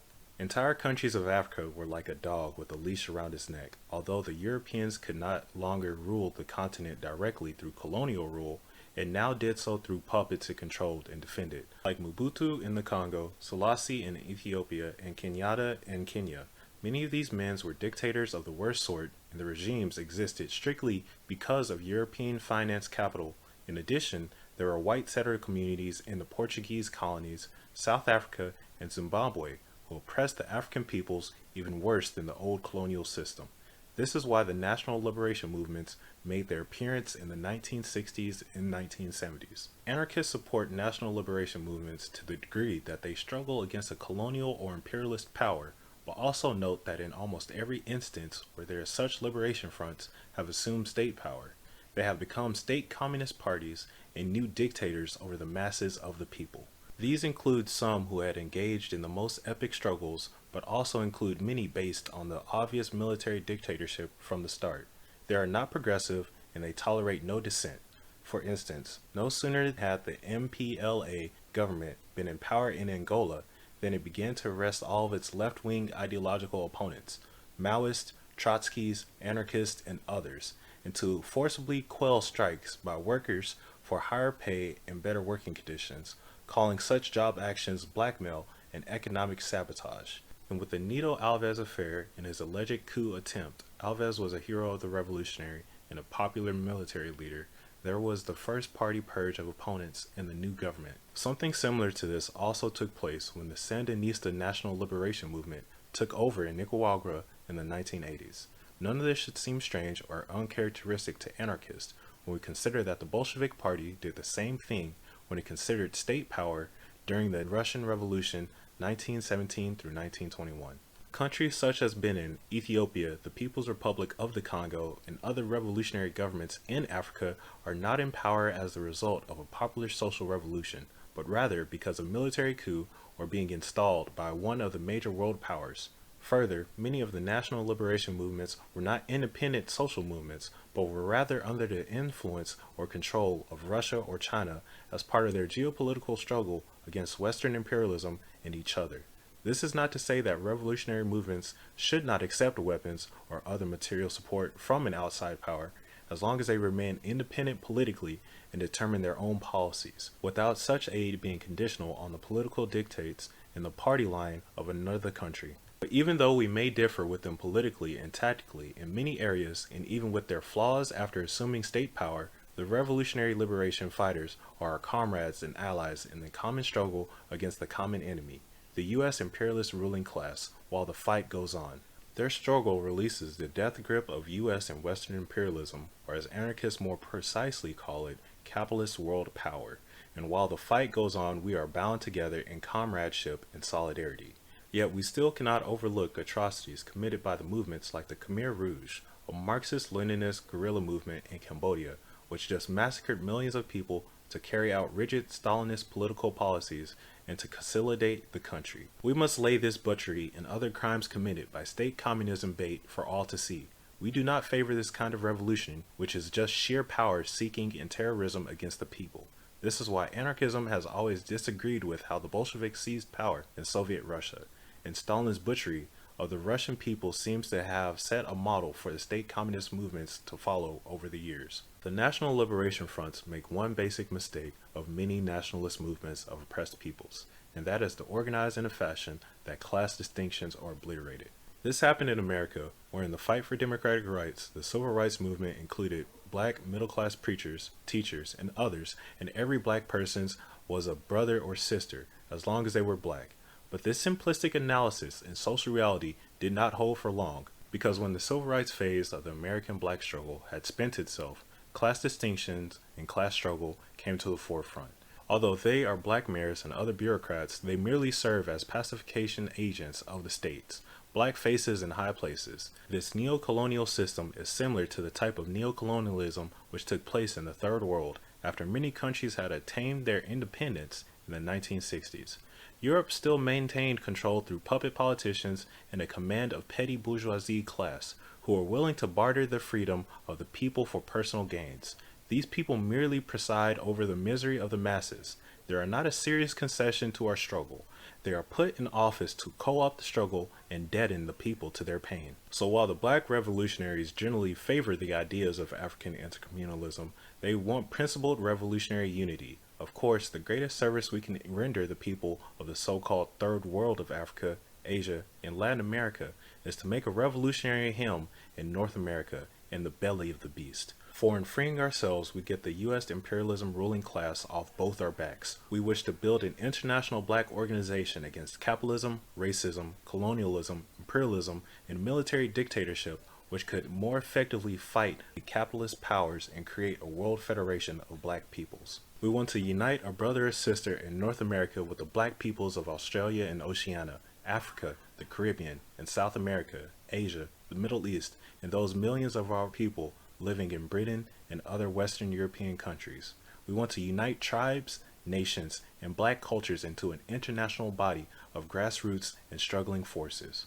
All over the world, black people are being oppressed by their national governments. Some are colonial subjects in European countries, and one or another of the African states exploits some.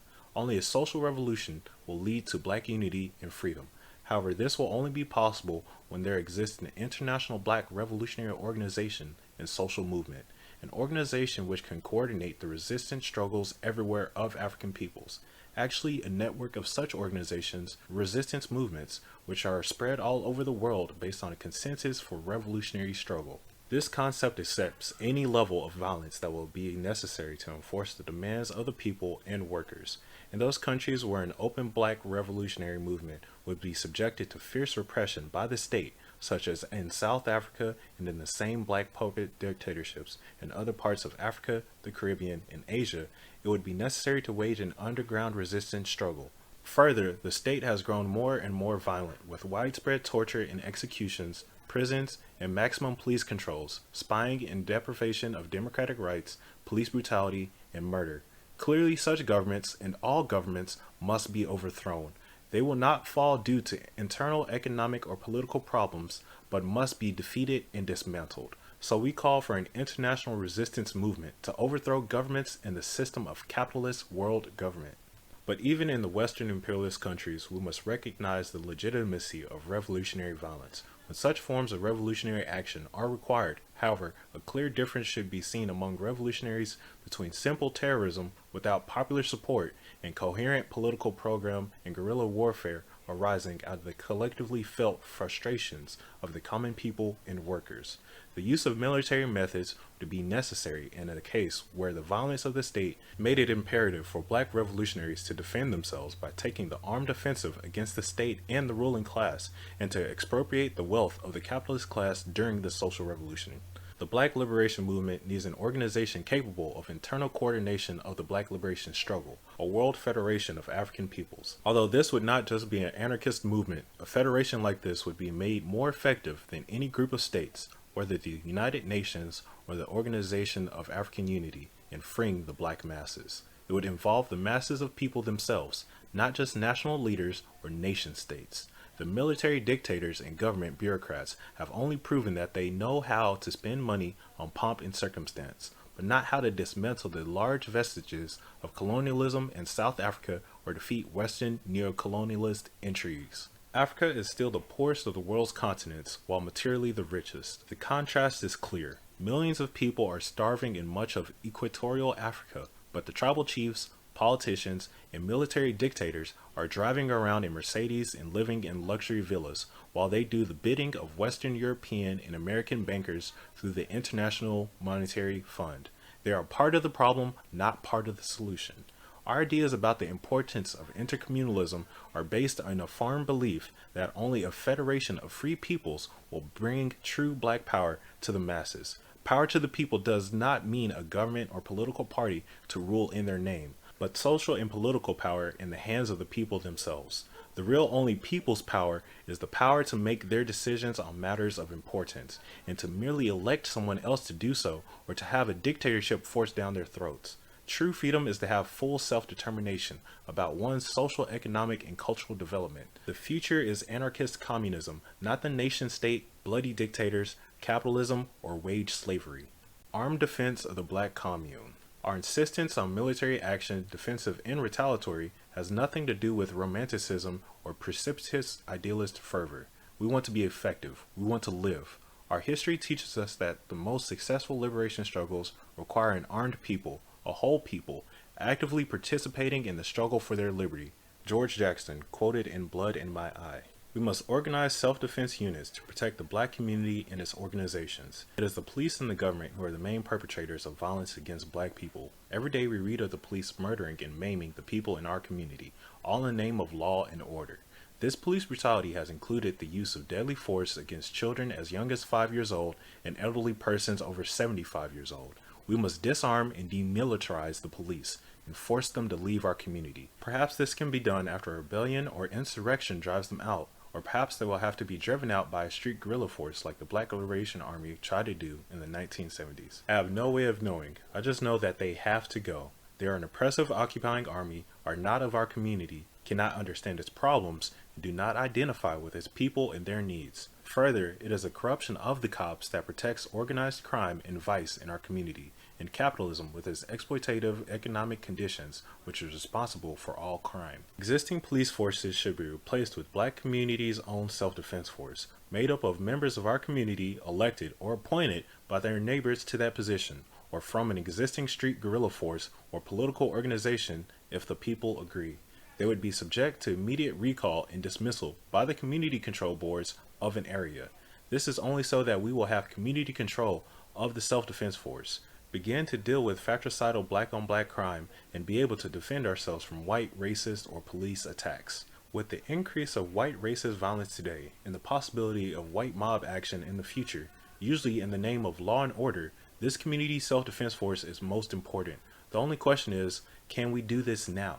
We exist now under conditions of nominal legality and civil rights, but at some stage in the process of building up our forces, it's inevitable that the white power structure will recognize the danger to itself represented by such a free black commune, and will then try to forcibly repress it. We must have the self-defense capability to resist, This concept of organizing a self-defense force accepts any level of violence that would be necessary to enforce the demands of the people and workers. Yet, these self-defense forces would not be a party vanguard, a police force, or even a standing army in the statist or usually thought of sense. There would be a black people's militia, self-managed by the workers and the community itself. In other words, the people in arms. These militia organizations will allow us to engage in offensive or defensive actions, either in general community defense or as part of an insurrection or underground resistance. But what do we do right now in conditions of legality to reclaim our community from violent racist cops? Do we sit around and debate the appropriateness of military preparation when the enemy is our community now, committing rape and murder of black people, or do we hit back? How do we even get the idea across to our people and start to train them for paramilitary operations? On a mass scale, I advocate the immediate formation of defense and survival study groups under the guise of gun clubs, martial arts societies, wilderness survival clubs, or whatever we need to call them. A thorough understanding of marksmanship, ammunition fabrication, demolition, and weapon manufacturing is minimal for everyone. In addition, we should study first aid pertaining to the rather traumatic injuries sustained from gunfire and explosives, combat communications, combat weapons, combat tactics for the small group, combat strategy for the region or nation, combat intelligence of police and military activities, among other subjects. These subjects are indispensable if you are to live underground or during a general insurrection. We should put emphasis on the purchase, collection, duplication, and dissemination of military manuals, gunsmithing textbooks, explosives and improvised demolition manuals, police and government technical manuals, and pirated editions of White Ring manuals on the subject, since they seem to write the best material in this area, and also begin the study of how to build intelligence networks to collect information on the rapidly growing skinhead and other totalitarian racist organizations, along with intelligence and counterintelligence information on the government secret police and law enforcement agencies like the FBI, CIA, ATF, etc., and on any other subject which would be of use to us in the coming struggle. Even though in the United States development of military skills and self-defense is simpler than many other countries because arms and ammunitions are widely available, it is logical to assume that the arms situation will soon be so tight so as to make firearms virtually unobtainable, except through an expensive black market because of the government's war on drugs and other proposed gun control legislation to prevent street violence, or so they say. Do you think the sporting goods stores will be open during the insurrection? Therefore, we should learn to use machine tool technology to produce our own weapons. Perfectly adequate firearms may be produced using a minimum of machine tools, providing the individual or group is willing to do the necessary studying and preparation. It is not enough to know a little about these subjects. It is a matter of future survival, of life and death, that one be highly proficient. I am not advocating the immediate waging of urban guerrilla warfare, especially where there is no mass base for such activities. What I am advocating at this stage is armed self-defense and the knowing of tactics to resist military aggression against the black community. It is a foolish and unfortunate trait among anarchists, the white left, and sections of the black movement to condemn the study of military tactics as premature or aventuristic, or on another hand, to cast oneself into a blind fury of bank expropriations, kidnappings, bombings, or plane hijackings. Too many people in the movement have a death trip approach to guns. They assume if you are not fooling around, then you should prove your convictions via a suicidal shootout in the streets. It doesn't have to be that way. But the black movement doesn't have the luxury of such tepid debates. It must have an armed defense policy because America has a long tradition of government political repression and vigilante paramilitary violence. Although such attacks have been directed primarily at blacks and other oppressed nationalities in the past, they have also been directed at labor unions and dissent political groups. Such violence makes it absolutely necessary to acquire familiarity with firearms and military tactics. In fact, the black resistance movement that I spoke of earlier should think of itself as a paramilitary movement rather than a strict political association. We must assert our rights to armed self-defense and revolution, even though it is true that there is a lot of loose talk about guns, self-defense, revolution, urban guerrilla warfare, etc. in the black and radical movements, but with very little study and practice in handling and using weapons. Some of the same folks think picking up the gun means that you pick up one for the first time on the day of an insurrection or confrontation with police. This is nonsense and the real revolutionary suicide. You could get led not knowing what you're doing. But many instances attest to the fact that armed community self-defense can be carried out successfully, such as the Move Resistance in Philadelphia, the Republic of New Africa Armed Resistance in Detroit and in Mississippi, and the Black Panther cases. Even as important as the act of defense itself is the fact that these instances of successful self-defense have made a tremendous impact on the Black community, encouraging other acts of resistance. Insurrection. But what is a rebellion and how does it differ from an insurrection? An insurrection is a general uprising against the power structure. It is usually a sustained rebellion over a course of days, weeks, months, or even years. It is a type of class war that involves a whole population in an act of armed or semi-armed resistance.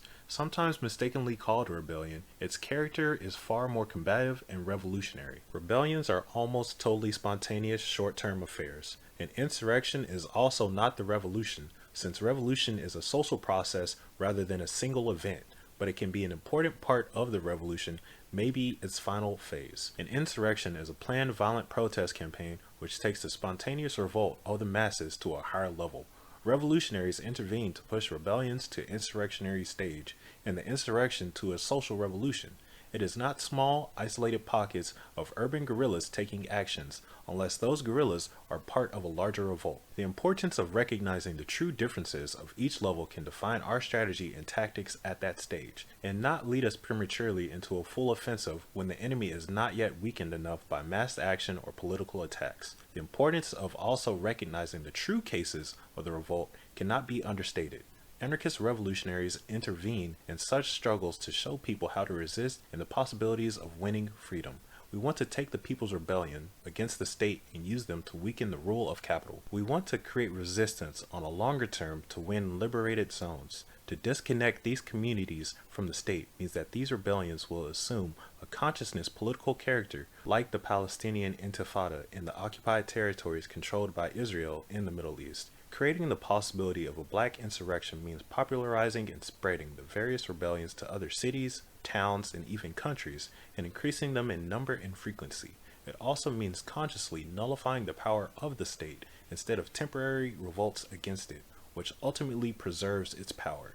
There must be a deliberate attempt to push the government out of existence and establish people's power. This has not yet happened with the various black revolts we have seen since 1964, when the first such modern revolt erupted in Harlem, New York. In the 1960s, the black communities all over the U.S. rose up angrily in massive rebellions against the state demanding racial justice.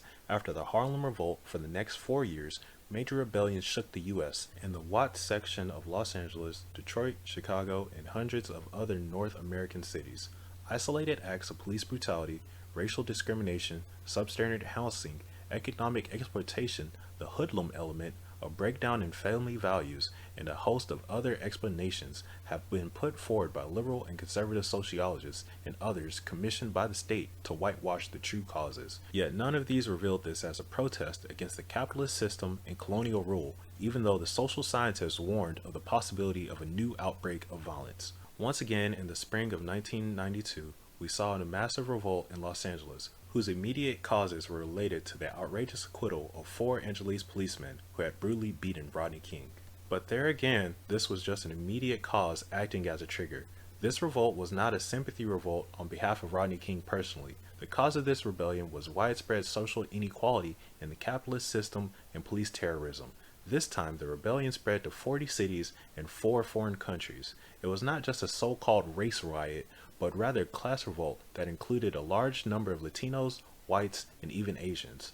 But it was undeniably a revolt for racial injustice first and foremost, even if it was not just directed against white people in general, but the capitalist system and the rich. It was not limited to just even the inner city in Los Angeles area, but spread even to white upper crust areas in Hollywood, Ventura, and beyond. This was the beginning stage of a class warfare. An underground military force existed, or a militia was assembled. It could have entered the field of battle with more weaponry and advanced tactics. As it was, the gangs played that role, and played it well. Their participation is why it took so long to put the rebellion down, but even they could not prevent the reestablishment of white power in South Central Los Angeles. Not just because of being militarily outgunned, but because they had no revolutionary political program despite all their rhetoric of having been radicalized. Also, the state came down extremely hard on the rebels. Over 20,000 persons were jailed, 50 were killed and hundreds wounded. Could a liberated zone have been won so that dual power could have been established? That possibility existed and still does exist if the people are properly armed and educated. Mass resistance with heavy military weaponry may have won serious concessions, one of which is to pull back the cops. We don't know that. This is purely speculation. We do know that this is not the last rebellion in LA and other cities. They may come up much quicker now that the genie of urban revolution is out of the bag again. We can only hope and prepare. Onward to Black Revolution.